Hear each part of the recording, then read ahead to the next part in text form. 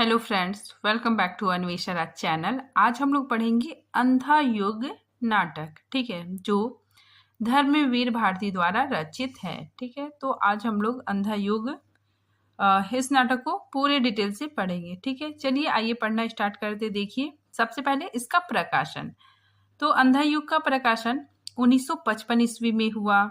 इसके नाटककार धर्मवीर भारती हैं। ठीक है, अब इसके अंक की बात करें तो ये 5 अंकों में विभाजित है। ठीक है, तो ये नाटक 5 अंकों में है और यह गीति नाट्य कहलाता है। ठीक है, तो ये गीति नाट्य कहलाता है। ठीक है, काफी इंपॉर्टेंट है।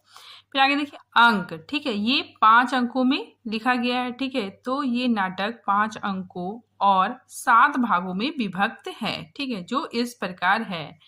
ठीक है, तो देखिए अगर इसको हम देखेंगे तो ये नाटक 5 अंकों में है, लेकिन इसके जो भाग है वो 7 भाग है। ठीक है, ये देखिए ये अनुक्रम है। ठीक है, तो अनुक्रम से आप लोग याद रखिएगा। ठीक है, क्योंकि क्रम वाले क्वेश्चन पूछे जाते हैं एग्जाम में। तो सबसे पहले इसमें स्थापना आता है। ठीक है, तो स्थापना का नाम अंधा युग है, तो सबसे पहले स्थापना आ गया। ठीक है, फिर प्रथम अंक में कौरव नगरी, दूसरे अंक में पशु का उदय। ठीक है, तीसरा अंक अश्वत्थामा का अर्धसत्य।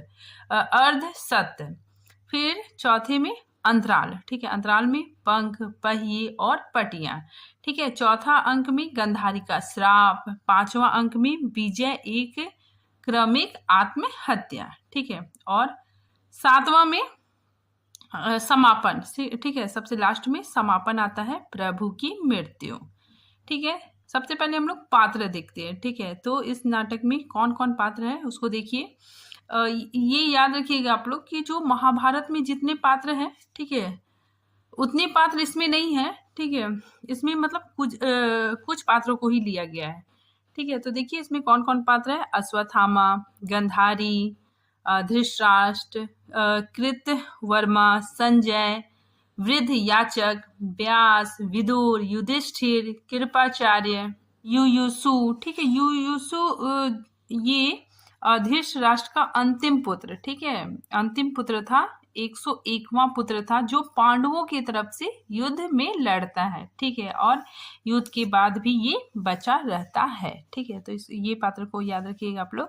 नेक्स्ट देखिए गूंगा भिखारी। ठीक है, फिर नेक्स्ट परहरी 1, परहरी 2, बलराम और कृष्ण। ठीक है, तो ये इतने पात्र इस अंधा युग नाटक में है। ठीक है, तो याद रखिएगा महाभारत में जितने पात्र हैं उतने सारे पात्र नहीं है। ठीक है, उसमें कुछ पात्र लिए गए हैं। ठीक है, फिर आगे देखिए नाटक में कुल 16 पात्र है। ठीक है, टोटल 16 पात्र है, जिसमें 15 पुरुष पात्र है। ठीक है, तो जिसमें 15 पुरुष पात्र है और 1 स्त्री पात्र है। ठीक है, मात्र 1 स्त्री पात्र है, वो गंधारी। ठीक है, स्त्री पात्र में गंधारी है और 15 पुरुष पात्र हैं। अब देखिए अंधा युग नाटक की विषय वस्तु। ठीक है, घटना काल। ठीक है, देखिए ये जो काफी इंपॉर्टेंट है नाटक का विषय वस्तु। ठीक है, घटना काल कि महाभारत के 18वें दिन की संध्या से लेकर प्रभास तीर्थ में कृष्ण की मृत्यु के क्षण तक वर्णन है। ठीक है, तो इस नाटक में 18वें दिन की संध्या से लेकर, ठीक है, प्रभास तीर्थ में कृष्ण की मृत्यु के क्षण तक का वर्णन है। देखिए अंधा युग जो नाटक है, ठीक है, सबसे पहले इसकी भूमिका देखते हैं। ठीक है, क्योंकि भूमिका से प्रश्न आते हैं तो हम लोग थोड़ा भूमिका पढ़ लेते हैं। ठीक है, वैसे भी भूमिका बहुत छोटा है। ठीक है, तो देखिए अंधा युग की भूमिका। ठीक है, तो अंधा युग कदापि ना लिखा जाता यदि उसका लिखना ना लिखना मेरे वश की बात रह गई होती। ठीक है, तो ये लेखक कहते हैं। ठीक है, भूमिका स्वयं धर्मवीर भारती जी ने ही लिखा है। ठीक है, तो धर्मवीर भारती जी ही कहते हैं कि इस कृति का पूरा जटिल वृत्तांत जब मेरे अंतर में उभरा तो मैं असमंजस में पड़ गया। थोड़ा डर भी लगा कि इस अभिशप्त भूमि पर एक कदम भी रखा कि फिर बच कर नहीं लौटूंगा। ठीक है, तो जो अंडरलाइन किया गया है, ठीक है, वो काफी इंपॉर्टेंट है। ठीक है, आगे देखिए, भारती जी कहते हैं, पर एक नशा होता है अंधकार के गरजते महासागर की चुनौती को स्वीकार करने का, पर्वतकार लहरों से खाली हाथ जूझने का, अनमानी गहराइयों में उतरते जाने का और फिर अपने को सारे खतरों में डालकर आस्था के प्रकाश के सत्य के मर्यादा के कुछ क्षणों को बटोर कर बचा कर धरातल तक ले जाने का, इस नशे में इतनी गहरी वेदना और इतना तीखा सुख घुला मिला रहता है कि उसके आस्वादन के लिए मन बेबस हो उठता है। उसी की उपलब्धि के लिए यह कृति लिखी गई है। ठीक है, आगे देखिए, लेखक कहते हैं कि एक स्थान पर आकर मन का डर छूट गया था। ठीक है, कुंठा, निराशा, रक्तपात, प्रतिशोध, विकृति, कुरूपता, अंधापन, इसमें हिचकना क्यों, इन्हीं में तो सत्य के दुर्लभ कण छिपे हुए हैं। ठीक है, काफी इंपॉर्टेंट है।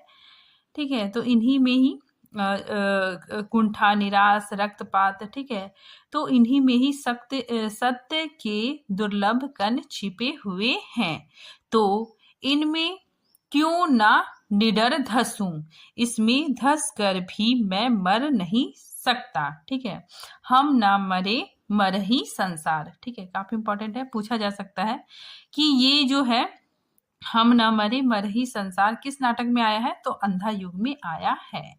ठीक है, आगे देखिए, लेखक कहते हैं, पर नहीं संसार भी क्यों मरे, मैंने जब वेदना सबकी भोगी है, तो जो सत्य पाया है वह अकेले मेरा कैसे हुआ। ठीक है, तो ये इंपॉर्टेंट है। ठीक है, कि मैंने जब वेदना सबकी भोगी है, तो जो सत्य पाया है वह अकेले मेरा कैसे हुआ। ठीक है, एक धरातल ऐसा भी होता है जहां निजी और व्यापक का बाह्य अंतर मिट जाता है, वो भिन्न नहीं रहते, कहियत भिन्न ना भिन्न।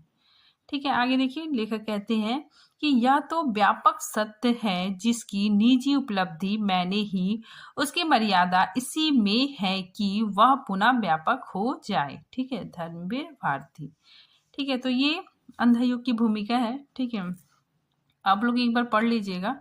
ठीक है, क्या कि क्वेश्चन कहीं से भी आ सकता है। ठीक है, अब देखिए, निर्देश में भी कुछ इंपॉर्टेंट पॉइंट है कि अधिकतर कथा वस्तु प्रख्यात है, केवल कुछ ही तत्व उत्पाद्य हैं, कुछ स्वकल्पित पात्र और कुछ स्वकल्पित घटनाएं हैं। ठीक है, तो इसमें यही बताया जा रहा है कि सब महाभारत के पात्र नहीं लिए गए, बल्कि कुछ कल्पित, ठीक है, कल्पित पात्र और कुछ कल्पित घटनाएं भी ली गई है। ये देखिए, ये सारे मतलब निर्देश का जो इम्पोर्टेंट पॉइंट है, ठीक है, वही मैंने लिखा है। जब आप बुक ओपन कीजिएगा, ठीक है, तो उसमें भूमिका के बाद निर्देश दिया गया है। ठीक है, तो देखिए, ये इम्पोर्टेंट है कि कृष्ण के वधकर्ता का नाम जरा था। ठीक है, ऐसा भागवत में भी मिलता है। लेखक ने उसे वृद्ध याचक की प्रेत काया मान लिया है। ठीक है, तो कृष्ण की जो मृत्यु होती है, ठीक है, वो जरा नामक व्याध के हाथों होती है। ठीक है, लेखक ने उसे वृद्ध याचक की प्रेत आत्मा माना है। ठीक है, प्रेत काया माना है। आगे देखिए, दृश्य परिवर्तन या अंक परिवर्तन के समय कथा गायन, ठीक है, जो कथा गायन की योजना है, यह पद्धति लोक नाट्य परंपरा से ली गई है। ठीक है, तो ये वेरी वेरी इंपॉर्टेंट है। ठीक है, कि इसमें जो कथा या गायन की जो योजना ली गई है, ठीक है, यह पद्धति लोक नाट्य परंपरा से ली गई है। ठीक है, आगे देखिए, समन्वय अश्वत्थामा की भूमिका में श्री गोपाल दा ने अंधा युग के रेडियो रूपांतर में प्रस्तुत किया है। ठीक है, तो जो अश्वत्थामा की जो भूमिका है, ठीक है, की भूमिका में श्री गोपाल दा ने अंधा युग के रेडियो रूपांतर में प्रस्तुत किया है। ठीक है, चलिए अब हम लोग पढ़ना स्टार्ट करते हैं। सबसे पहले हम लोग स्थापना देखते हैं। ठीक है, तो स्थापना अंधा युग नाम से ही है। ठीक है, तो देखिए स्थापना में सबसे पहले मंगलाचरण आता है। ठीक है, मंगलाचरण में ये दोहा है। ठीक है, उसके बाद फिर उद्घोषणा है। ठीक है, उद्घोषणा में लेखक लिखते हैं कि जिस युग का वर्णन इस कृति में है उसके विषय में विष्णु पुराण में कहा है। ठीक है, काफी इंपॉर्टेंट है कि इस कृति में जिस युग का वर्णन है, ठीक है, उसका, ठीक है, उस युग के बारे में विष्णु पुराण में कहा गया है। आगे देखिए, उस भविष्य में धर्म अर्थ हर्षोन्मुख होंगे, क्या क्षय होगा धीरे धीरे सारी धरती का। ये देखिए, ठीक है, काफी इंपॉर्टेंट है। ठीक है, लेखक लिखते हैं कि सत्ता होगी उनकी जिनकी पूंजी होगी। ठीक है, जिनके नकली चेहरे होंगे केवल उन्हें महत्व मिलेगा। ठीक है, तो यहाँ पे लेखक कहते हैं कि जो अच्छे बनने का ढोंग करेगा, ठीक है, जो चेहरे पे नकाब लगाएगा, जो अच्छे बनने का ढोंग करेगा केवल उन्हीं को महत्व मिलेगा। ठीक है, साथ ही जिसके पास सत्ता होगी, ठीक है, जिसकी पूंजी होगी, ठीक है, उसी को महत्व मिलेगा। ठीक है, ये बात बिल्कुल सत्य भी है। आगे देखिए, राज शक्तियां लोलुप होंगी, जनता उससे पीड़ित होकर गहन गुफाओं में छिप छिप कर दिन काटेगी। ठीक है, आगे देखिए, युद्धों उपरांत मतलब युद्ध के बाद यह अंधा युग अवतरित हुआ जिसमें स्थितियां, मनोवृत्तियां, आत्माएं सब विकृत है एक बहुत पतली डोर मर्यादा की, पर वह भी उलझी है दोनों ही पक्षों में। सिर्फ कृष्ण में साहस है सुलझाने का, वह है भविष्य का एक रक्षक, वह है अनासक्त, पर शेष अधिकतर है अंधे, पथ भ्रष्ट, आत्महारा, विगलित, अपने अंदर की अंध गुफाओं के वासी। यह कथा उन्हीं अंधों की है, यह कथा ज्योति की है अंधों के माध्यम से। ठीक है, तो काफी इंपॉर्टेंट लाइन है ये। देखिए, इस नाटक को हम लोग पूरे विस्तार से लाइन बाय लाइन पढ़ते हैं। देखिए, अब पहला अंक में कौरव नगरी है। ठीक है, 3 बार तुरनाद के बाद, ठीक है, 3 बार तुरनाद बजता है। ठीक है, उसके बाद फिर कथा गायन है। कथा गायन में टुकड़े टुकड़े हो बिखर चुकी मर्यादा, उनको दोनों ही पक्षों ने तोड़ा है। पांडव ने कुछ कम, कौरव ने कुछ ज्यादा। यह रक्तपात अब कब समाप्त होना है। यह अजब युद्ध है, नहीं किसी की भी जय, दोनों पक्षों को खोना ही खोना है। ठीक है, तो सही बात है, दोनों पक्षों को खोना ही खोना है। अंधों से शोभित था युग का सिंहासन, दोनों ही पक्षों में विवेक ही हारा, दोनों ही पक्षों में जीता अंधापन, भय का अंधापन, ममता का अंधापन, अधिकारों का अंधापन जीत गया। जो कुछ सुंदर था, शुभ था, कोमलतम था, वह हार गया। द्वापर युग बीत गया। ठीक है, तो इसमें बताया जा रहा है कि द्वापर युग बीत गया। ठीक है, पर्दा उठने लगता है। ठीक है, यह महायुद्ध के अंतिम दिन की संध्या है, छाई चारों ओर उदासी गहरी, कौरव के महलों की सुनी गलियार है, घूम रहे केवल 2 बूढ़े प्रहरी। ठीक है, तो देखिए 2 बूढ़े प्रहरी घूम रहे हैं। पहला प्रहरी कहता है कि थके हुए हैं हम, पर घूम घूम पहरा देते हैं इस सूने गलियारे में। ठीक है, फिर दूसरा प्रहरी कहता है, सूने गलियारे में जिसके इन रत जड़ित फर्शों पर कौरव वधुएं मंथर मंथर गति से सुरभित पवन तरंगों सी चलती थी, आज वे विधवा हैं। ठीक है, आगे देखिए, प्रहरी 2 कहता है। ठीक है, देखिए इसका जो पंक्ति है बहुत काफी इंपॉर्टेंट है। ठीक है, तो देखिए,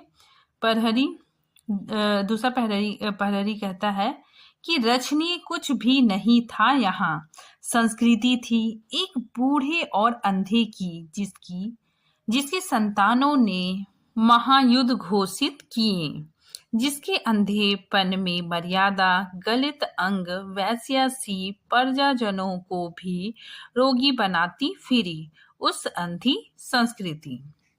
तो ये जो लाइन है, ठीक है, हाईलाइट किया गया है, ठीक है, काफी इंपॉर्टेंट है। आगे देखिए कथा गायन होता है, ठीक है कुरुक्षेत्र से कुछ भी खबर न आई, जीता या हारा बचा खुचा कौरव दल बचा खुचा कौरव दल, जाने किसकी लोथों पर जा उतरेगा यह नरभक्षी गिद्धों का भूखा बादल, अंतपुर में मरघट की सी खामोशी, कृष्ण गंधारी बैठी है शीश झुकाए, सिंहासन पर दृष्टांत मौन बैठे हैं, संजय अब तक कुछ भी संवाद ना लाया। ठीक है, तो गंधारी सिर झुकाए बैठी हुई है, ठीक है, धृतराष्ट्र मौन बैठे हुए हैं और अभी तक संजय का कुछ भी संवाद नहीं आया है। ठीक है, मतलब संजय नहीं आया है। ठीक है, अब देखिए धृतराष्ट्र बोलते हैं विदुर को कि विदुर, जीवन में प्रथम बार आज मुझको आशंका व्यापी है।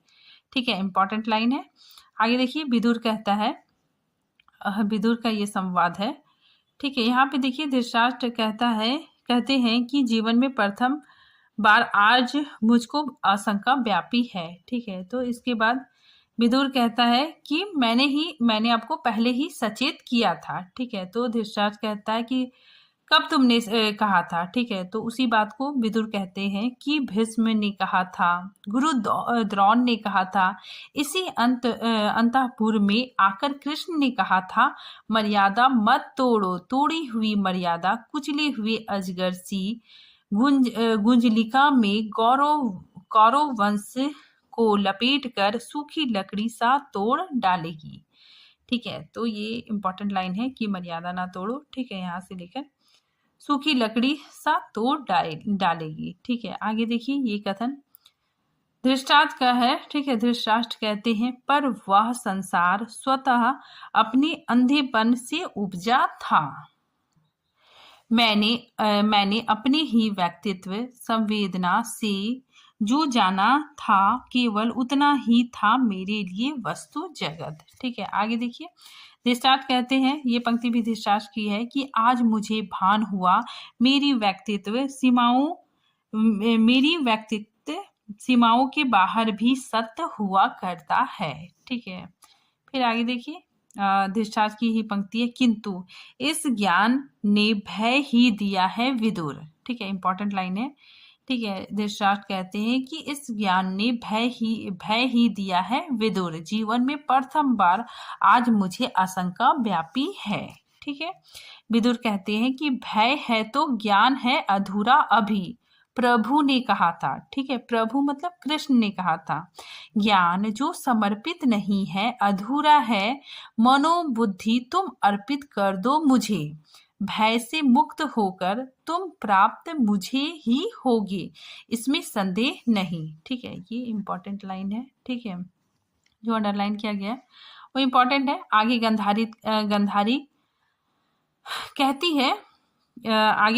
गंधारी कहती है कि अर्पित कर दो मुझको मनोबुद्धि, उसने कहा है यह जिसने पितामह के वाणों से आघात हो अपनी सारी ही मनोबुद्धि खो दी थी, उसने कहा है यह। ठीक है, उसने मतलब श्री कृष्ण ने, जिसने मर्यादा को तोड़ा है बार बार। यहाँ पे देखिए गंधारी कृष्ण के बारे में ही कहती है। आगे देखिए ये संवाद भी गंधारी की है। ठीक है, इंपॉर्टेंट है। गंधारी कहती है कि निर्णय के क्षण में विवेक और मर्यादा व्यर्थ सिद्ध होते आए हैं सदा। ठीक है, इंपॉर्टेंट है। ठीक है, कि जब हम निर्णय लेते हैं तो निर्णय के क्षण में विवेक और मर्यादा व्यर्थ सिद्ध होते आए हैं सदा। हम सब के मन में कहीं एक अंध गह्वर है, बरबर पशु अंधा पशु वास वही करता है। ठीक है, आगे देखिए विदुर कहता है कि कटु हो गई हो तुम गंधारी, पुत्र शोक ने तुमको अंदर से खाली कर दिया है। ठीक है, आगे देखिए ये गंधारी कहती है कि मैंने कहा था दुर्योधन से, धर्म जिधर होगा ओ मूर्ख, उधर जय होगी। ठीक है, मतलब ये कह रही कि जिधर धर्म होगा उधर ही जय होगी। धर्म किसी और नहीं था, लेकिन सब ही थे अंधी प्रवृत्ति से परिचालित। जिसको तुम कहते हो प्रभु, उसने जब चाहा मर्यादा को अपने ही हित में बदल दिया। वाचक है। ठीक है, तो गंधारी श्री कृष्ण के बारे में ही भला बुरा कहती है। ठीक है, साथ भी ये याद रखिएगा आप लोग कि जहाँ मर्यादा का विरोध किया जा रहा है, ठीक है, वो संवाद गंधारी का है। ठीक है, आगे देखिए, इसके बाद फिर वृद्ध याचक आता है। ठीक है, वो कहता है कि मैं वह भविष्य हूँ जो झूठा सिद्ध हुआ आज। कौरव की नगरी में मैंने मापा था नक्षत्रों की गति को। ठीक है, फिर धृतराष्ट्र कहते हैं कि याद मुझे आता है तुमने कहा था कि द्वंद्व अनिवार्य है, क्योंकि उससे ही जय होगी कौरव दल की। ठीक है, तो ये इंपॉर्टेंट है। ठीक है, धृतराष्ट्र, ठीक है, ये वृद्ध याचक को कहता है कि तुमने ही कहा था कि द्वंद्व अनिवार्य है और उससे ही जय होगी कौरव दल की। ठीक है, आगे देखिए, वृद्ध याचक कहता है कि मैं हूं वही, आज मेरा विज्ञान सब मिथ्या ही सिद्ध हुआ। सहसा एक व्यक्ति आया। ठीक है, सहसा एक व्यक्ति मतलब एक व्यक्ति आया, कौन? श्री कृष्ण।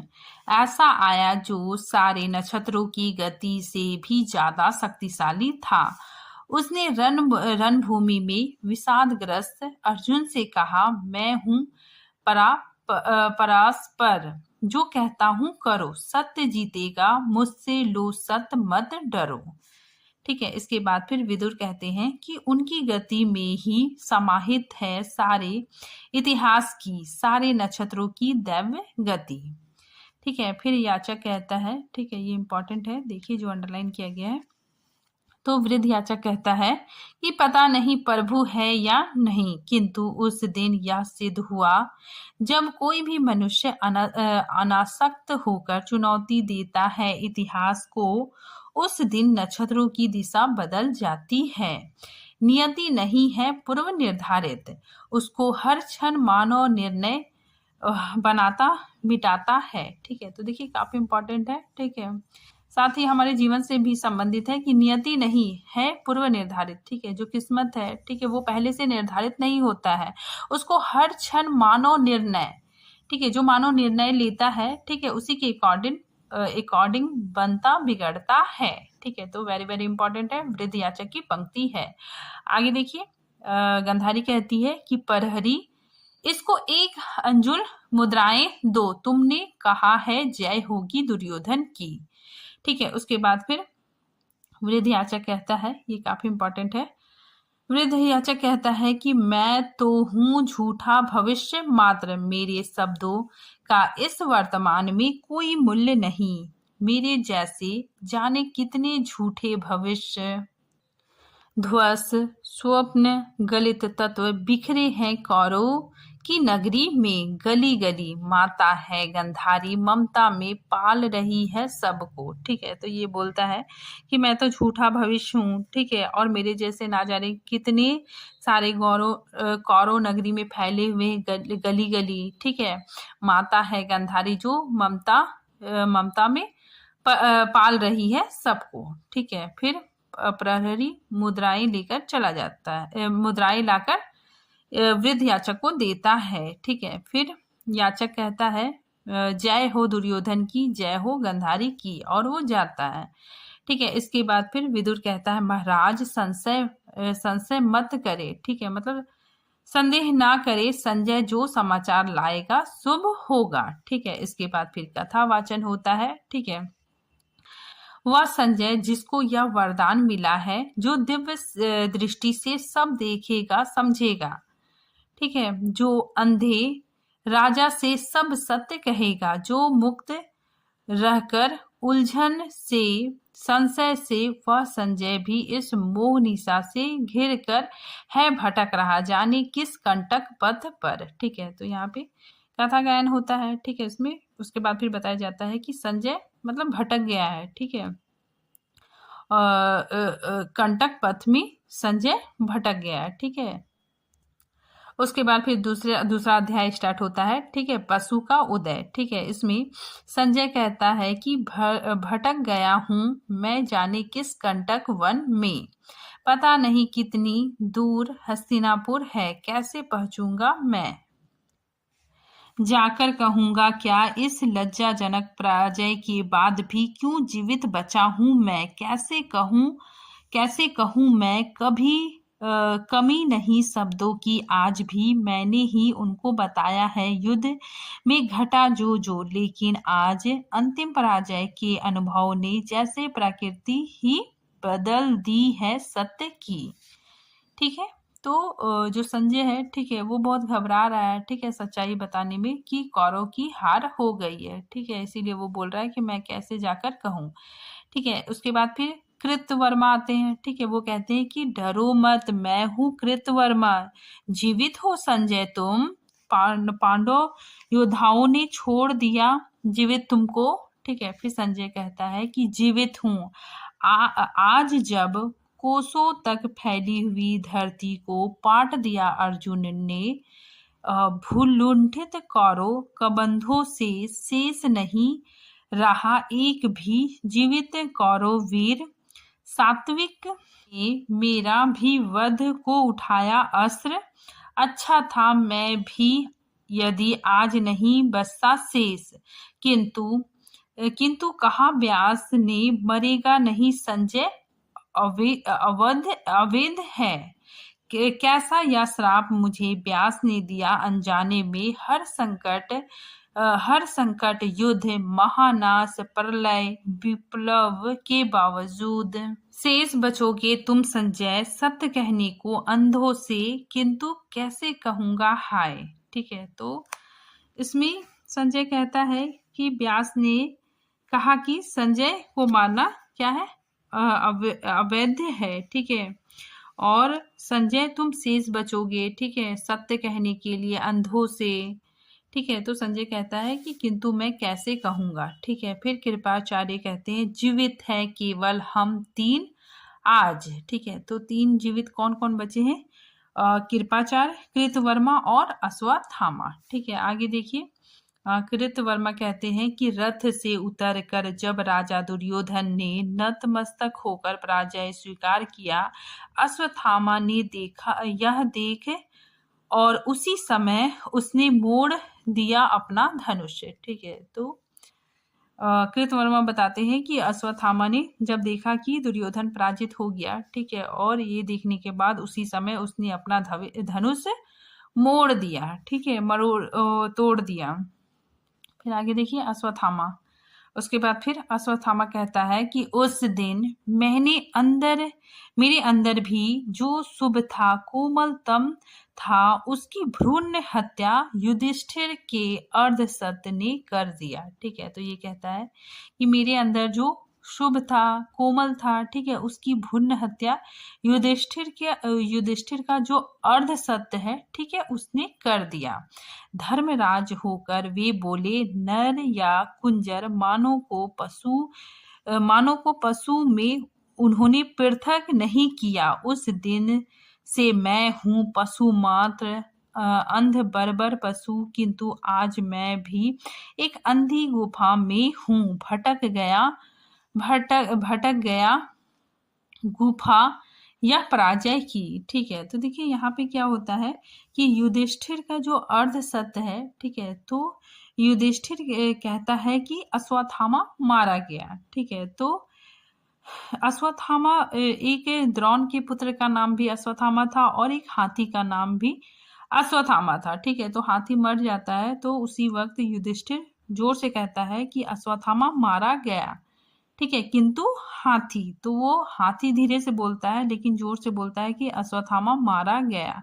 ठीक है, यह सुनकर जो उनके पिता गुरु द्रोण है, ठीक है, वो अपने हथियार को, मतलब अपने शस्त्र को रख देते हैं। ठीक है, और उसी वक्त धृष्टद्युम्न जो होता है, ठीक है, वो आचार्य गुरु द्रोण को मार देता है। ठीक है, इसीलिए यहाँ पे अश्वत्थामा कहता है कि युधिष्ठिर के अर्धसत्य ने, ठीक है, मेरे अंदर जो भावना थी, ठीक है, उसकी मृत्यु कर दी। इसलिए यहाँ पे अश्वत्थामा है, ठीक है, वो कहता है कि ये युधिष्ठिर का अर्धसत्य था, ठीक है। उसने पशु और मानव में पृथक, मतलब मानव और पशु में दोनों को अलग नहीं किया, ठीक है। इसीलिए उसी दिन से मैं हूँ पशु मात्र, अर्ध बर्बर पशु। आगे अश्वत्थामा कहता है, दुर्योधन सुनो सुनो, द्रोण सुनो, मैं यह तुम्हारा अश्वत्थामा, कायर अश्वत्थामा शेष हूं अभी तक, जैसे रोगी मुर्दे के मुख में शेष रहता है, ठीक है। फिर आगे देखिए, अश्वत्थामा कहता है कि कृतवर्मा के बंधन में छटपटाता हुआ तटस्थ, मातुल मैं योद्धा नहीं हूं, बर्बर पशु हूं, ठीक है। फिर ये क्या करता है ना, अश्वत्थामा संजय को गला दबा देता है, ठीक है, मतलब उसको मारने की कोशिश करने लगता है, उसकी हत्या करने की कोशिश करता है, ठीक है। उसको उसका गर्दन को, ठीक है, गला को दबाता है, ठीक है। तभी क्या होता है कि कृतवर्मा उसे छुड़ाते हैं, ठीक है। उसके बाद फिर संजय कहता है कि मत छोड़ो, विनती करता हूँ, मत छोड़ो मुझे, कर दो वध, जाकर अंधों से सत्य कहने की मर्मक्त पीड़ा है, जो उससे जो वध ज्यादा सुखमय है, वध करके मुक्त मुझे कर दो अश्वत्थामा, ठीक है। तो वो कहता है, ठीक है, संजय कहता है कि मुझे मार दो, ठीक है, मैं अंधों से, ठीक है, सत्य नहीं कह पाऊंगा, ठीक है, उससे सुखदायक, ठीक है, उससे सुखमय तो मेरा मृत्यु है, ठीक है, मेरा वध है, इसीलिए बोलता है कि उससे जो वध ज्यादा सुखमय है, ठीक है। आगे फिर अश्वत्थामा कहता है कि मैं क्या करूं मातुल, मैं क्या करूं, ठीक है, वध मेरे लिए नहीं रही नीति, वह है अब मेरे लिए मनोग्रंथि, ठीक है। तो ये दोनों लाइन काफी इंपॉर्टेंट लाइन है, ठीक है। फिर देखिए, वृद्ध याचक आता है, ठीक है, वो कहता है कि दूर चला आया हूँ काफी, ठीक है, दूर चला आया हूँ काफी, हस्तिनापुर से वृद्ध हूँ, दिख नहीं पड़ता है, ठीक है। फिर वृद्ध याचक आगे कहता है कि आज इस पराजय के बेला में सिद्ध हुआ, झूठी थी सारी अनिवार्यता भविष्य की, केवल कर्म सत्य है, ठीक है। तो ये क्या कहता है कि केवल हमारा जो कर्म है, ठीक है, वही सत्य है, मानव जो करता है इसी समय उसी में निहित है भविष्य, ठीक है। जो इंसान, ठीक है, जो मानव जो करता है तो उसी में उसका भविष्य निहित होता है, ठीक है।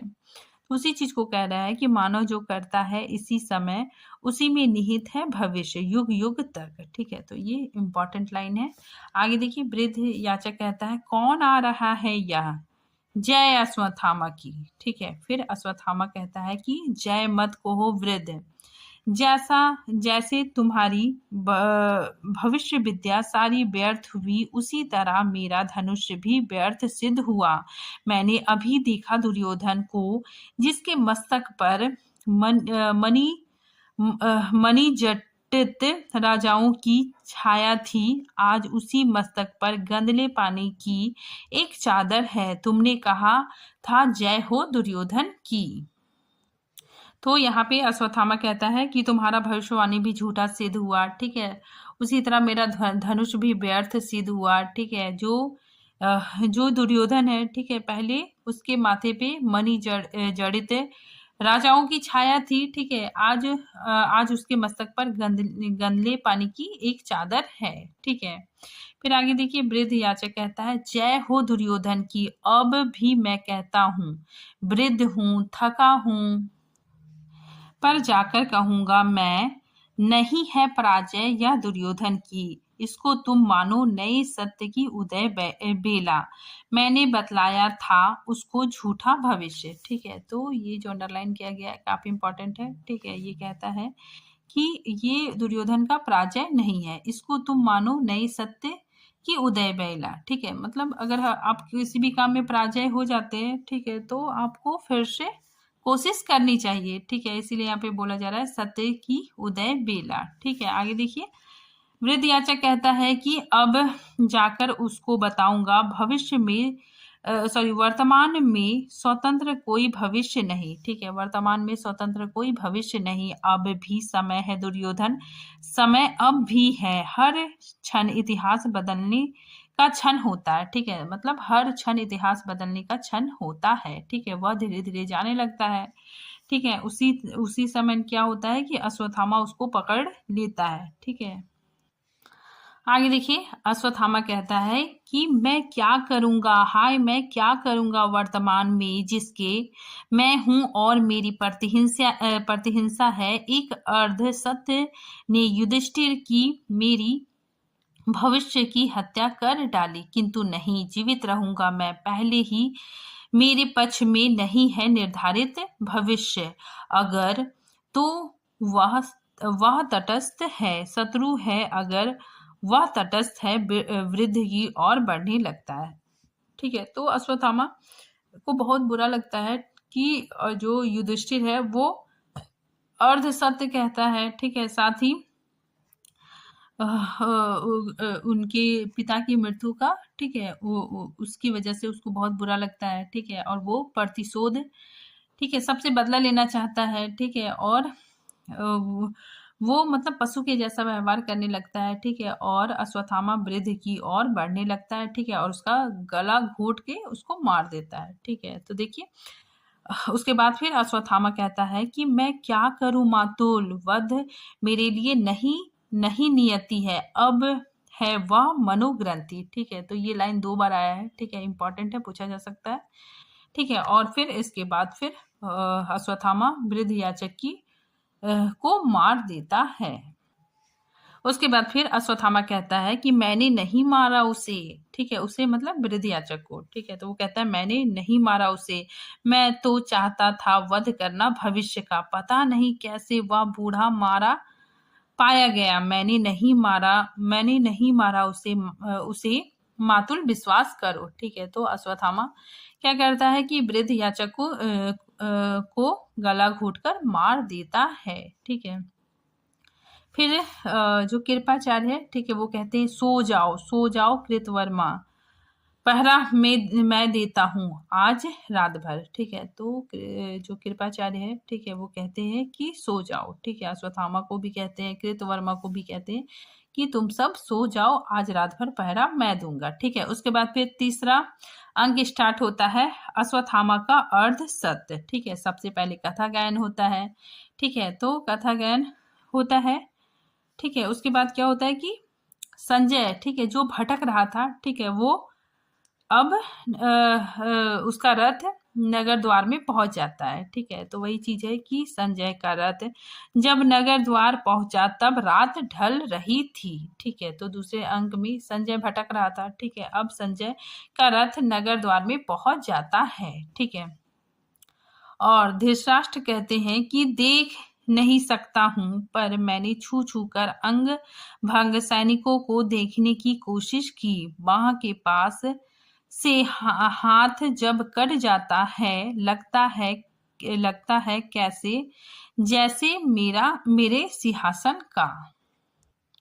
आइए देखिए, ये पंक्ति धृतराष्ट्र की है। ठीक है, काफी इंपॉर्टेंट है कि गूंगों के सिवा आज और कौन बोलेगा मेरी जय। ठीक है, तो काफी इंपॉर्टेंट है। ठीक है, ये कहते हैं कि गूंगों के सिवा आज और कौन बोलेगा मेरी जय।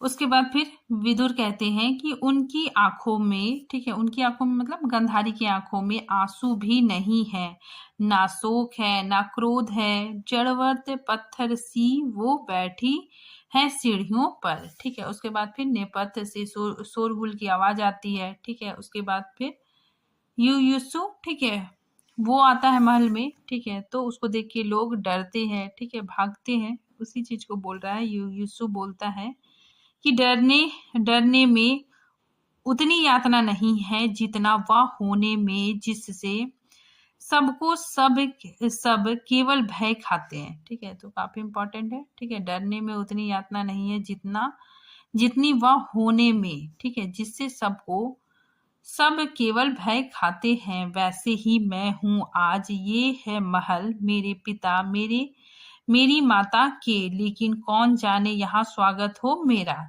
एक जगह बूझे भाले से, ठीक है। तो ये बोलता है कि मेरा पता नहीं, यहाँ पे मेरा कोई स्वागत नहीं होगा, ठीक है, सब लोग मुझसे डर रहे हैं। उसी वक्त प्रहरी कहता है कि ये तो यूसु है, पुत्र धृतराष्ट्र के, युद्ध में लड़े जो युधिष्ठिर के पक्ष में, ठीक है। फिर यूसु कहता है कि मेरा अपराध सिर्फ इतना है, सत्य पर रहा मैं दृढ़। द्रोण, भीम, यहाँ से काफी इंपॉर्टेंट है, ये कहता है कि द्रोण, भीम सबके सब महारथी नहीं जा सके दुर्योधन के विरुद्ध, फिर भी मैंने कहा, पक्ष मैं असत्य का नहीं लूंगा, मैं भी हूं कौरव, पर सत्य बड़ा है कौरव वंश से, ठीक है। तो काफी इंपॉर्टेंट है कि पर सत्य बड़ा है कौरव वंश से, ठीक है। उसके बाद फिर दूसरा प्रहरी कहता है कि निश्चित यूयुत्सु है, लगता है लौटे हैं घायल सेना के साथ, ठीक है। फिर देखिए यूयुत्सु का ये कथन है, वेरी वेरी इंपॉर्टेंट है कि मैं भी सह लेता यदि सब उच्च खलांता दुर्योधन की, आज मुझे इतनी घृणा तो ना मिलती, अपने ही परिवार में माता खड़ी होती, बाह फैलाए, चाहे पराजित ही मेरा माथा होता, ठीक है। फिर विदुर इसको समझाते हुए कहते हैं कि इस पर विषाद मत करो, ठीक है, इस पर दुखी मत हो यूयुत्सु, अज्ञानी भय डूबे साधारण लोगों से यह तो मिलता ही है सदा उन्हें, जो कि एक निश्चित परिपाटी से होकर पृथक अपना पथ अपने आप निर्धारित करते हैं, ठीक है। तो ये कहते हैं कि ये जो साधारण लोग हैं, ठीक है, अज्ञानी लोग हैं, ठीक है, इसके बातों से तुम दुखी मत हो, ये सदा से ही होता आया है, ठीक है। जो अपना रास्ता खुद ही निश्चित करता है, ठीक है, उसको लोग मतलब उल्टा सीधा बोलते ही है, ठीक है। ऐसा हम लोग रियल लाइफ में भी देखते हैं कि अगर कोई ऐसा इंसान है, ठीक है, जो अपना कुछ अलग अपना लक्ष्य निर्धारित करता है, ठीक है, तो लोग उसको मतलब उसका सपोर्ट नहीं करते हैं, ठीक है, और उसको हमेशा उल्टा सीधा कहते हैं, ठीक है। तो उसी चीज को यहाँ पे विदुर ने समझाया है, ठीक है। आगे देखिए यूसुफ कहता है कि अब यह माँ की कटुता, घृणा प्रजाओं की क्या मुझको अंदर से बल देगी, अंतिम परिणति में दोनों जर्जर करते हैं, चाहे सत्य का हो अथवा सत्य का, मुझको क्या मिला विदुर, मुझको क्या मिला, ठीक है। फिर यूसुफ कहता है कि मैं ही अपराधी हूँ, यह एक अश्वरोही कौरव सेना का मेरे अग्निबाण से झुलस गए थे घुटने, इसके नष्ट किया है खुद मैंने, जिसका जीवन वह कैसे अब मेरी ही करुणा स्वीकार करे, ठीक है। तो यहाँ पे देखिए यूसुफ, यहाँ पे एक सैनिक होता है, ठीक है, वो घायल होता है, ठीक है, उसको मतलब जो यूसुफ होता है, ठीक है, पानी पिलाने जाता है, ठीक है, उसको, तो वो उससे डर के भागने लगता है, ठीक है। उसी चीज को यूसुफ कहता है कि जिसको मतलब मैंने ही नष्ट किया है, ठीक है, खुद उसका जीवन मैंने उसका जीवन मतलब उसके घुटनों को झुलसा है, ठीक है, वो कैसे मेरी दया स्वीकार करे, ठीक है। तो यूसुफ कहता है कि मेरी ही करुणा कैसे स्वीकार करे, मेरी ही परिणति है, स्नेह भी अगर मैं दूं तो वह स्वीकार नहीं औरों को। व्यास ने कहा कृष्ण जिधर होंगे जय भी उधर होगी, जय है या कृष्ण की जिसमें मैं बाधिक हूँ, मात्र वंचित हूँ, सब की घृणा का पात्र हूँ, ठीक है। तो ये कहता है कि मैं सबकी घृणा का पात्र हूँ। आगे देखिए ये कृत्य वर्मा कहता है कि नहीं नहीं, वह स्वथामा है, छद्म वेश धारण कर देखने गया था युद्ध दुर्योधन भीम का, ठीक है। तो ये कहता है कि जो अश्वत्थामा है, ठीक है, वो दुर्योधन भीम का, ठीक है, युद्ध देखने के लिए गया था, ठीक है, छद्म वेश धारण करके।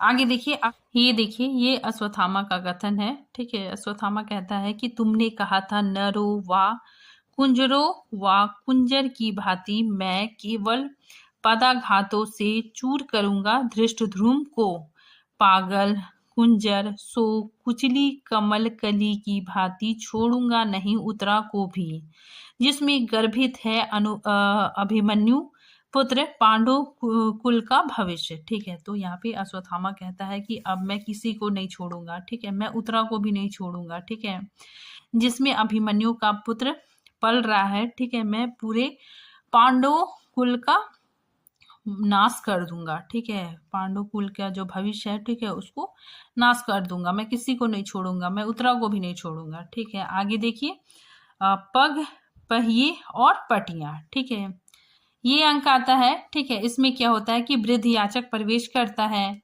ठीक है, यहाँ पे जो वृद्ध याचक है, ठीक है, वो मर जाता है। ठीक है, लेकिन उसकी जो आत्मा है, ठीक है, प्रेत आत्मा, ठीक है, वही आती है। ठीक है, तो वही बताया जा रहा है कि वृद्ध याचक प्रवेश करता है। स्टेज पर मकड़ी के जाले जैसा प्रकाश रेखाएं हैं, कुछ कुछ प्रेत लोक सा वातावरण है। ठीक है, तो यहाँ पे जो वृद्ध याचक है वो प्रेत आत्मा बन के आता है। ठीक है, और कहता है कि पहले मैं झूठा भविष्य था, वृद्ध याचक था, अब मैं प्रेत आत्मा हूँ। अश्वत्थामा ने मेरा वध किया था।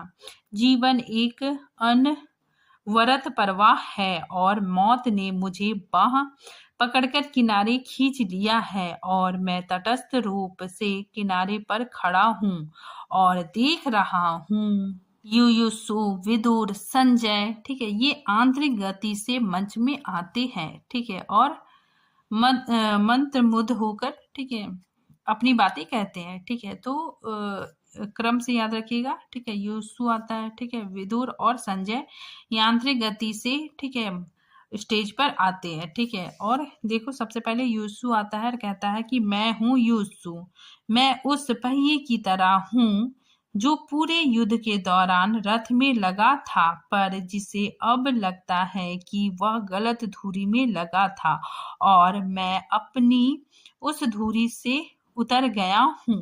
ठीक है, क्योंकि मैंने क्या क्या था, पांडवों की तरफ से लड़ा था। ठीक है, अब यहाँ पे सब मेरा अपमान कर रहे हैं। ठीक है, आगे देखिए, नेक्स्ट आता है संजय। संजय कहता है कि मैं संजय हूँ जो कर्मलोक से बहिष्कृत है। मैं दो बड़े पहियों के बीच लगा हुआ एक छोटा निरर्थक शोभा चक्र हूँ। ठीक है, जो चक्र में छोटा सा शोभा चक्र के रूप में छोटा सा लगा रहता है। ठीक है, स्टिकर टाइप का। ठीक है, वही बता रहा है कि मैं क्या हूँ, एक छोटा निरर्थक शोभा चक्र हूँ जो बड़े पहियों के साथ घूमता हूँ, पर रथ को आगे नहीं बढ़ाता है और ना धरती को छू पाता है, और जिसके जीवन का सबसे बड़ा दुर्भाग्य यह है कि वह धुरी से उतर भी नहीं सकता। ठीक है, फिर नेक्स्ट आता है विदुर।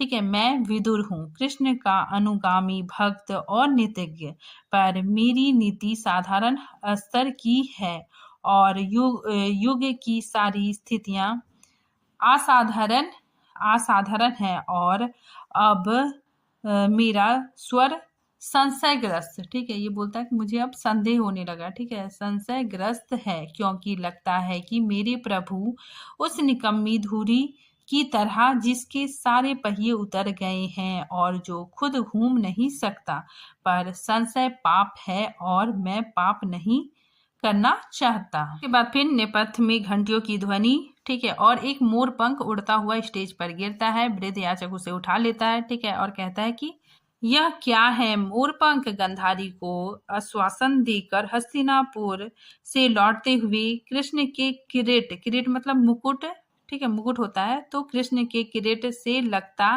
है यह पंख गिर पड़ा। ठीक है, इसके बाद फिर चौथा अंक स्टार्ट होता है, गंधारी का श्राप। ठीक है, इस अंक में गंधारी ने श्री कृष्ण को श्राप दिया था। ठीक है, सबसे पहले कथा गायन होता है। ठीक है, उसके बाद फिर अश्वत्थामा आता है। ठीक है, अश्वत्थामा बहुत मतलब गुस्सा हो जाता है। ठीक है, वो बोलता है कि मैं किसी को नहीं छोड़ूंगा। ठीक है, और अश्वत्थामा है वो पांडवों के शिविर में जा पहुंचता है। ठीक है, रात में सब सोए हुए होते हैं। ठीक है, वहां पे चला जाता है। ठीक है, और उसी वक्त जो शंकर जी है, ठीक है, महादेव, वो बाहर पहरा देते हैं। ठीक है, और अश्वत्थामा पहले शंकर जी से मतलब लड़ता है। ठीक है, फिर वो हार जाता है, फिर उसके बाद फिर वंदना करता है, उसके बाद फिर शंकर जी को मना लेता है, फिर वो अंदर प्रवेश करता है। ठीक है, और उसके बाद फिर वो सबको मारने काटने लगता है। तो अश्वत्थामा कहते हैं कि वे शंकर थे, वे रौद्र वेशधारी विराट प्रलय कार्य थे, ठीक है, जो शिविर द्वार पर दिए, ठीक है। तो जो शंकर जी थे, ठीक है, वो द्वार पर पहरा दे रहे थे। फिर अश्वत्थामा, ठीक है, शंकर जी से युद्ध करता है, ठीक है, वो हार मान जाता है, ठीक है, तो वह हार मानकर वंदना करने लगता है, ठीक है। उसके बाद फिर भगवान शिव उसे अंदर जाने का आज्ञा देते हैं, ठीक है। फिर देखिए संजय पाठ करता है, ठीक है, संजय उसके बाद तो दिव्य दृष्टि है, ठीक है, वो जो सारी घटनाएं हैं, ठीक है, उसको देखकर गांधारी और धृतराष्ट्र को बताता है, ठीक है। तो देखिए यहाँ पे संजय पाठ करते हुए कहता है कि शंकर की देवी असी लेकर अश्वत्थामा जा पहुंचा योद्धा धृष्टद्युम्न के सिरहाने, बिजली सा झपट खींच कर सैया के नीचे घुटनों से दबा दिया, उसको पंजों से गला दबोच दिया, आंखों से कटोर से दोनों साबुत गोले कच्चे आम की गुठली जैसे उछल गए, खाली गड्ढों से काला काला लहू उबल पड़ा। फिर गंधारी कहती है कि अंधा कर दिया उसको पहले ही, कितना दयालु है अश्वत्थामा, ठीक है। तो अश्वत्थामा धृष्टद्युम्न को मार देता है, ठीक है। फिर संजय कहता है कि कोलाहल सुन जो अस्त व्यस्त योद्धा जागे, आंख आंख मलते बाहर आए, उसको क्षण भर में गिरा दिया तीखे जहरीले तीरों से, ठीक है।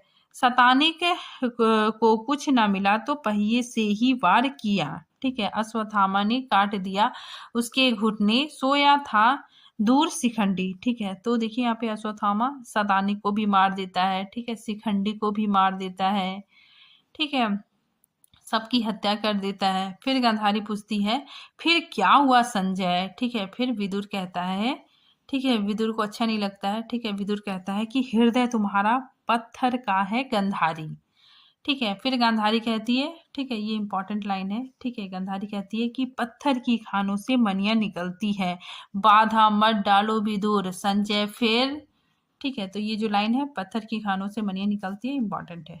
फिर आगे देखिए अश्वत्थामा कहता है सबको मार लेता है, ठीक है। उसके बाद फिर अश्वत्थामा कहते हैं नहीं स्वामी नहीं, मैं अब भी अनाधिकारी हूँ, मैंने प्रतिशोध ले लिया धृष्टद्युम्न से पिता की पाप हत्या का, किंतु अब भी आपका प्रतिशोध नहीं ले पाया, शेष है अभी अभी भी सुरक्षित है उत्तरा, ठीक है, जन्म देगी जो पांडव उत्तराधिकारी को, किंतु स्वामी अपना कार्य पूरा करूंगा मैं सूर्य लोक में जब द्रोण से मिले आप कहे, ठीक है। तो जो अश्वत्थामा है, ठीक है, वो मतलब सबको मार देता है, ठीक है, साथ ही उसे अफसोस होता है कि उसने उत्तरा को नहीं मारा है, ठीक है। फिर वो बोलता है कि मैं उत्तरा को भी मारूंगा, ठीक है। इसके बाद फिर क्या होता है कि दुर्योधन, ठीक है, जो दुर्योधन की मौत हो जाती है, ठीक है, दुर्योधन मर जाता है, ठीक है।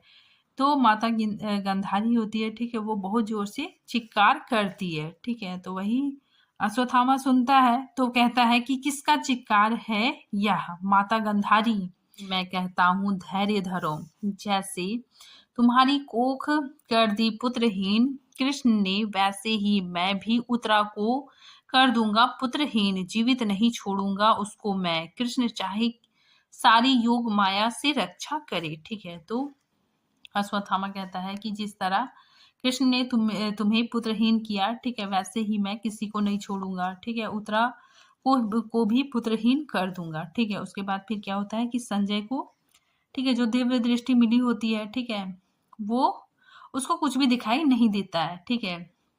तो संजय इसलिए कहता है दीवारों हट जाओ, दीवारों हट जाओ, माता माता मेरी दिव्य दृष्टि को क्या हो गया आज, दीवारें दीवारें, ठीक है। फिर ये जो लाइन है अंडरलाइन किया गया, काफी इंपॉर्टेंट है, ठीक है। संजय कहता है कि आंखें नहीं खुलती है अंधों को सत्य दिखाने में, क्या मुझको भी अंधा ही होना है, ठीक है। तो ये इंपॉर्टेंट लाइन है कि आंखें नहीं खुलती है अंधों को सत्य दिखाने में, क्या मुझको भी अंधा ही होना है, ठीक है। उसके बाद फिर विदुर कहता है कि संजय तुमको दिख नहीं पड़ता क्या? वन या दुर्योधन या कुछ भी, मतलब विदुर बोलता है तुमको कुछ भी दिखाई नहीं दे रहा है, तुमको वन दुर्योधन क्या तुमको कुछ भी नहीं दिखाई दे रहा है? तो संजय बोलता है नहीं विदुर, केवल दीवारें दीवारें दीवारें।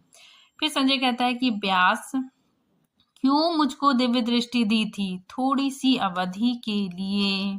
आज से कभी भी इस सीमित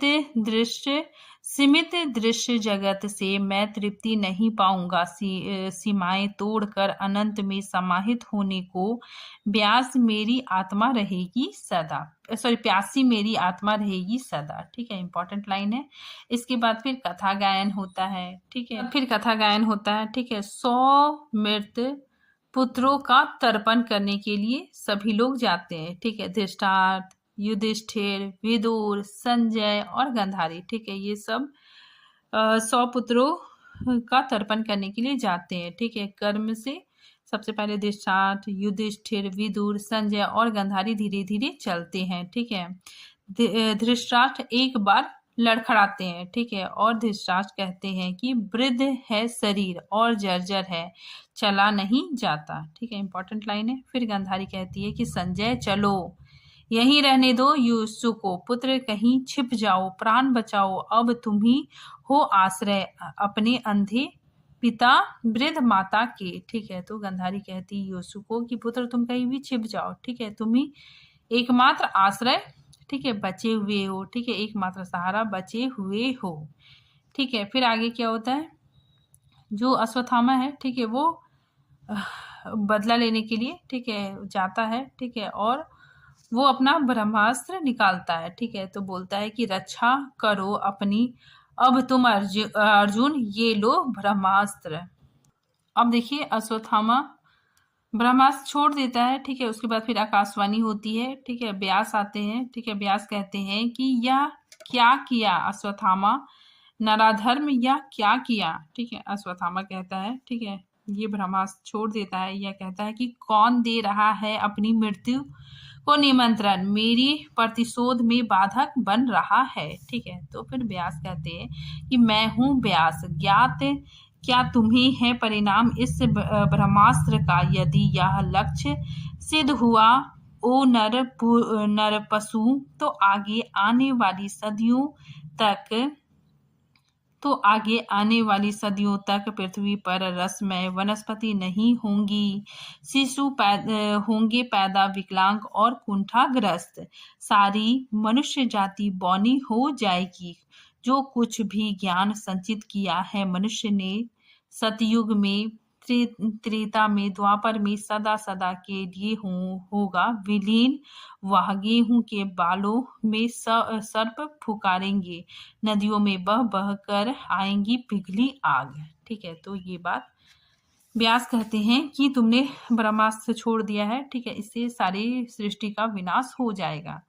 ठीक है, उसके बाद फिर क्या होता है कि जो अर्जुन होता है, ठीक है, वो भी ब्रह्मास्त्र छोड़ देता है। ठीक है, उसके बाद फिर व्यास कहते हैं कि तो देख उधर, कृष्ण के कहने से पहले ही अर्जुन ने छोड़ दिया था नभ में अपना ब्रह्मास्त्र, लेकिन नराधम ये दोनों ब्रह्मास्त्र अभी नभ में टकराएंगे। ठीक है, सूर्य बुझ जाएगा, धरती बंजर हो जाएगी। फिर अश्वत्थामा कहता है कि मैं क्या करूं? ठीक है, मुझको ही विवश किया अर्जुन ने। ठीक है, मैं था अकेला और अन्यायी, कृष्ण पांडवों के सहित, ठीक है, मेरा वध करने को आतुर थे। ठीक है, तो अश्वत्थामा कहता है कि मैं क्या करूं, मैं अकेला था, ठीक है, और ये लोग मेरे जान के दुश्मन पड़े हुए थे, ठीक है, मेरा वध करने के लिए आतुर थे। ठीक है, फिर व्यास कहते हैं कि अर्जुन सुनो, ठीक है, तुम अपना ब्रह्मास्त्र वापस ले लो। ठीक है, अश्वत्थामा अपनी कायरता से तू मत ध्वस्त कर मनुजता को, ठीक है, वापस ले अपना ब्रह्मास्त्र और मणि देकर वन में चला जा। ठीक है, तो व्यास कहते हैं कि अर्जुन को तुम भी अपना ब्रह्मास्त्र वापस ले लो। ठीक है, और अश्वत्थामा तुम भी अपना ब्रह्मास्त्र वापस ले लो। ठीक है, और मणि देकर वन चला जाओ। ठीक है, फिर अश्वत्थामा कहता है कि व्यास मैं अशक्त हूँ, मुझको है ज्ञात रीति केवल आक्रमण की, पीछे हटना मुझको या मेरे शस्त्रों को मेरे पिता ने नहीं सिखलाया। ठीक है, तो अश्वत्थामा कहता है कि मेरे पिता ने अस्त्र को वापस लेने की विद्या नहीं सिखलाई। ठीक है, फिर अश्वत्थामा कहता है कि अच्छा तो सुन लो व्यास, सुन लो कृष्ण, यह अचूक अस्त्र अश्वत्थामा का निश्चित गिरे जाकर उतरा के गर्भ पर वापस नहीं होगा, भयानक विस्फोट। ठीक है, तो ये अश्वत्थामा कहता है कि ये जो ब्रह्मास्त्र है, ठीक है, ये उत्तरा के गर्भ में जाकर गिरे। ठीक है, और इससे भयानक विस्फोट नहीं होगा। ठीक है, और ये जाकर उत्तरा के गर्भ में गिरे। ठीक है, फिर धृतराष्ट्र ये सब चीज सुन रहे थे। ठीक है, वो कहते हैं कि वश तुम मेरी आयु लेकर भी जीवित रहो। ठीक है, अश्वत्थामा का ब्रह्मास्त्र यदि गिरा है उत्तरा पर तो कौन जाने एक दिन युधिष्ठिर सब राजपाट तुमको ही सौंप दे। ठीक है, तो धृतराष्ट्र युयुत्सु से कहते हैं कि तुमको मेरी उम्र लग जाए। ठीक है, और तुम अच्छे से रहो। ठीक है, कौन जाने कि अगर उत्तरा पर ब्रह्मास्त्र गिरेगा, ठीक है, और उसका शिशु मर जाएगा। ठीक है, उसके बाद फिर युधिष्ठिर तुमको ही राजा बना देगा। ठीक है, फिर युयुत्सु कहता है कि और इस तरह अश्वत्थामा की पशुता मेरा खोया हुआ भाग्य फिर लौटा लाए। नहीं पिता नहीं, इतना ही दर्शन क्या काफी नहीं है इस अभागे को। ठीक है, फिर उसके बाद फिर पांडवों की जय ध्वनि सुनाई पड़ता है। ठीक है, फिर विदुर आते हैं और धृतराष्ट्र कहते हैं कि यह कैसी जय ध्वनि है। ठीक है, विदुर कहते हैं महाराज रक्षा कर ली उत्तरा कि मेरे प्रभु ने। धृतराष्ट्र कहते हैं कि कैसे विदुर। फिर विदुर कहता है, बतलाता है कि बोले वे यदि वह ब्रह्मास्त्र गिरता है तो गिरे, लेकिन जो मुर्दा शिशु होगा उत्पन्न उसे जीवित करूंगा मैं देकर अपना जीवन। ठीक है, तो विदुर कहता है कि श्री कृष्ण ने उत्तरा के गर्भ की रक्षा कर ली है। ठीक है, फिर आगे विदुर बताता है कि छोड़ दिया केवल भ्रूण हत्या का साप उसे दिया और उससे मणि ले ली। ठीक है, तो विदुर कहता है कि उसे भ्रूण हत्या का श्राप दे दिया। ठीक है, और उससे उसका मणि ले लिया। ठीक है, मणि लेकर श्राप दिया। ठीक है, अब देखिए विदुर कहता है, ठीक है, गंधारी से कि माता उसे जाने दे, वह अश्वत्थामा है। दंड उसे दिया भ्रूण हत्या का कृष्ण ने, श्राप दिया उसको कि जीवित रहेगा वह, लेकिन हमेशा जग में ताजा रहेंगे। प्रभु चक्र उसके तन पर रक्त सना घूमेगा। गहन वनों में युग युगांतर तक अंगों पर फोड़े लिए गले हुए जख्मों से चिपटी हुई पटियां, पीप थूक कफ से सना जीवित रहेगा वह। मरने नहीं देंगे प्रभु, लेकिन अगणित रेवरों की पीड़ा जगती रहेगी रोम रोम। ठीक है, तो उसके शरीर में क्या होगा, पूरे फोड़े रहेंगे। ठीक है, पीप रहेगा, थूक रहेगा, कफ रहेगा। ठीक है, इसी से वो उसका शरीर लिप्त रहेगा। ठीक है, फिर गंधारी कहती है संजय उसे रोको, लोहा मैं लूंगी आज कृष्ण से उसके लिए। ठीक है, तो गंधारी कहती है कि अश्वत्थामा को रोको। ठीक है, मैं बदला लूंगी कृष्ण से। ठीक है, संजय कहता है कि माता वह चला गया, आया था शायद विदा लेने दुर्योधन के अंतिम अस्थिर शेषों से। ठीक है, फिर गंधारी कहती है कि अस्थिर शेष तो क्या वह पड़ा है कंकाल मेरे पुत्र का। ठीक है, फिर गंधारी कहती है कि किया है यह सब कुछ कृष्ण, तुमने किया है यह। सुनो आज तुम सुनो, मैं तपस्विनी गंधारी अपने सारे जीवन के पुण्यों को, अपने सारे पिछले जन्मों के पुण्यों का बल लेकर कहती हूँ कृष्ण सुनो, तुम यदि चाहते तो रुक सकता था युद्ध, या मैंने प्रसव नहीं किया था कंकाल का इंगित, पर तुम्हारे ही भीम ने अधर्म किया। क्यों नहीं तुमने वह श्राप दिया भीम को जो तुमने दिया निरपराध अश्वत्थामा को। तुमने किया है प्रभुता का दुरुपयोग। यदि मेरी सेवा में बल है, संचित तप में धर्म है, तो सुनो कृष्ण, प्रभु हो या परापर हो, कुछ भी हो, सारा तुम्हारा वंश इसी तरह। देखिए ये श्राप दे रही है, काफी इंपॉर्टेंट है, ठीक है, जो अंडरलाइन किया गया है ब्लू कलर से। ठीक है, गंधारी कहती है कि सारा तुम्हारा वंश इसी तरह पागल कुत्तों की तरह एक दूसरे से परस्पर फाड़ खाएगा। तुम खुद उनका विनाश करके कई वर्षों बाद किसी घने जंगल में साधारण व्याध के हाथों मारे जाओगे। प्रभु हो पर मारे जाओगे पशुओं की तरह। ठीक है, तो ये श्राप वेरी वेरी इंपॉर्टेंट है। ठीक है, ये श्राप गंधारी श्री कृष्ण को देती है। ठीक है, बंसी ध्वनि श्री कृष्ण की छाया। ठीक है, फिर श्री कृष्ण की ध्वनि आती है। ठीक है, श्री कृष्ण कहते हैं कि माता प्रभु हूं या परा पर। ठीक है, पर पुत्र हूं तुम्हारा, तुम माता हो। मैंने अर्जुन से कहा, ठीक है, श्री कृष्ण कहते हैं कि मैंने अर्जुन से कहा कि सारे तुम्हारे कर्मों का पाप पुण्य योग क्षेम मैं वाहन करूंगा। ठीक है, तो श्री कृष्ण कहते हैं कि मैंने अर्जुन से कहा था कि तुम्हारा जो कर्म है, ठीक है, जो पाप पुण्य है, उसका वहन मैं करूंगा। ठीक है, मैं करूंगा अपने कंधों पर। 18 दिनों के इस भीषण संग्राम में कोई नहीं, केवल मैं ही मरा हूं। ठीक है, तो श्री कृष्ण कहते हैं कि इस 18 दिनों के भीषण संग्राम में कोई नहीं, ठीक है, केवल मैं ही मरा हूं करोड़ों बार। जितनी बार जो सैनिक भूमिशयी हुआ, ठीक है, भूमिशयी हुआ, कोई नहीं था, वह मैं ही था। ठीक है, मैं ही था मतलब कृष्ण था। गिरता था घायल होकर जो रणभूमि में अश्वत्थामा के अंगों से, ठीक है, जो अश्वत्थामा के अंगों से रक्त पीप स्वेद बनकर मैं ही बहूंगा। ठीक है, श्री कृष्ण बोलते हैं कि अश्वत्थामा के अंगों से रक्त पीप, ठीक है, स्वेद, ये सब बनकर मैं ही बहूंगा। ठीक है, मैं ही युग युगांतर तक जीवन हूँ। ठीक है, तो श्री कृष्ण कहते हैं कि जीवन हूं मैं, तो मृत्यु भी तो मैं ही हूं माँ। ठीक है, जीवन हूं तो मृत्यु भी मैं ही हूं। ठीक है, श्राप ये तुम्हारा स्वीकार है। ठीक है, तो श्री कृष्ण कहते हैं कि ये श्राप तुम्हारा मुझे स्वीकार है। जब तक मैं जीवित हूं पुत्रहीना नहीं हो तुम।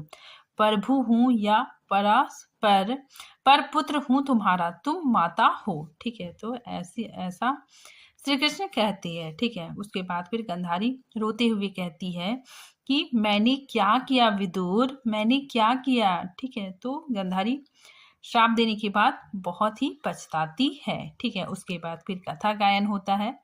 ठीक है, इसमें कथा गायन होता है कि स्वीकार किया यह श्राप श्री कृष्ण ने जिस क्षण से, उसी क्षण से ज्योति सितारों की पड़ गई मंद। ठीक है, उसके बाद फिर 5वां अंक स्टार्ट होता है। ठीक है, 5वां अंक विजय एक क्रमिक आत्म कथा।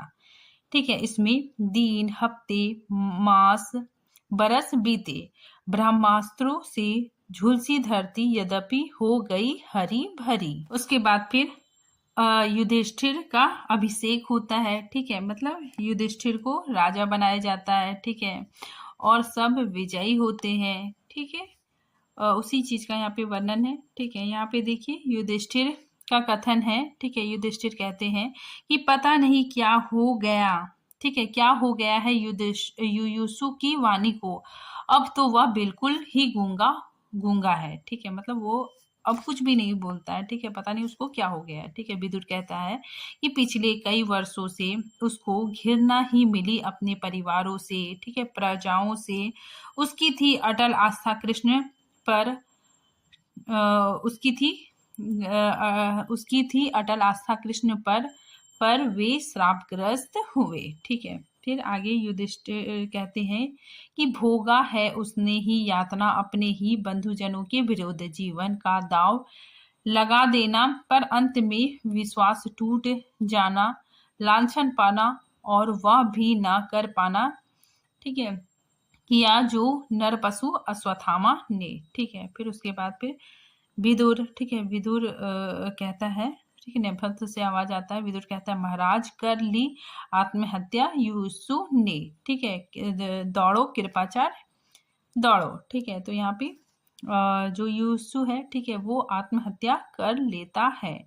और उसके बाद कृपाचार्य कहते हैं कि यह आत्महत्या होगी प्रतिध्वनित इस पूरी संस्कृति में, दर्शन में, धर्म में, कलाओं में, शासन व्यवस्था में आत्मघात होगा, बस अंतिम लक्ष्य मानव का, ठीक है। उसके बाद फिर समापन होता है प्रभु की मृत्यु, ठीक है। यहाँ पे ब्याग तीर छोड़ देता है, ठीक है, एक ज्योति चमक कर बुझ जाती है, वंशी की एक तान हिचकियों की तरह बार बार उठकर टूट जाती है, ठीक है। अश्वत्थामा का अट्ठास संजय चिकार कर अर्धमूर्छित सा गिर जाता है, ठीक है। तो इसके बाद कथा गायन होता है, ठीक है। यहाँ पे जो ब्याग होता है, ठीक है, वो तीर चलाता है, ठीक है, और प्रभु की मृत्यु हो जाती है, ठीक है। देखिए यहाँ पे कथा गायन है कि बूझ गए सभी नक्षत्र, छा गया तिमिर गहन,